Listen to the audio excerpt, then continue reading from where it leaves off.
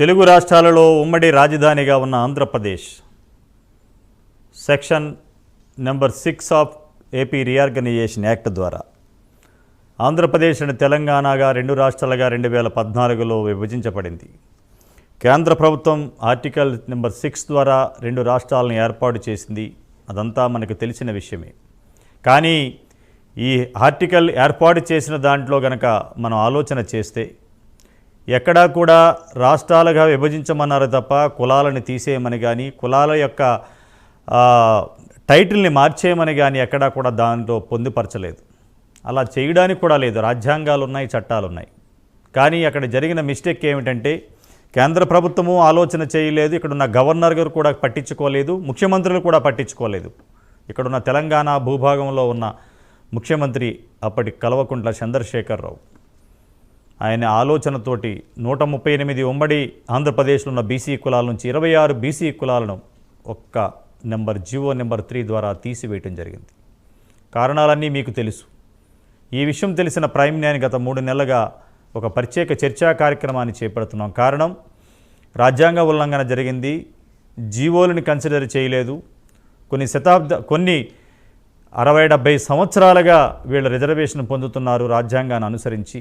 వాళ్ళని ఒక్క పెన్నపోటుతో ఒక జీవోతో తీసేసిన ఉదంతం మీ అందరికీ చూపించాలి. అసలు ఏం జరిగింది 26 కులాల గురించి అనేది మీకు తెలియాలని ఈ ప్రయత్నం చేస్తున్నాం. వాళ్ళ కోసం మన పోరాటాన్ని కంటిన్యూ చేస్తున్నాం. ఎందుకంటే సమాజంలో ఎవరికైనా అన్యాయం జరిగినప్పుడు ఎవరు పట్టించుకుంటారు? ఓట్లేసిన ఎమ్మెల్యేలు గాలికి వదిలేశారు, ఎంపీలు వదిలేశారు, మంత్రులు వదిలేశారు, ముఖ్యమంత్రులు కూడా వదిలేశారని చెప్పొచ్చు. అక్కడ కానీ ఇక్కడ కానీ వీళ్ళు పుట్టిన కులాన్ని మార్చే అధికారం ఎవరిచ్చారు? పుట్టిన కులంలో రిజర్వేషన్ తీసే అధికారం ఎవరిచ్చారు? ఎవరైనా అధికారాన్ని నిజంగా వాళ్ళ చేతుల్లోకి తీసుకుంటే న్యాయస్థానాలు కూడా ముందుకొచ్చి సుమోటగా స్వీకరించవలసిన ఉదంతం ఈ కేసు. కానీ ఎవరూ కూడా దీనివైపు చూడలేదు. అది గమనించిన వాళ్ళ యొక్క విన్నపాన్ని మన్నించి 26+1 కులాల విన్నపాన్ని మన్నించి గత 3 నెలలుగా ప్రైమ్ న్యాయం మేనేజ్మెంట్ ఈ చర్చని చేపడుతున్నాం.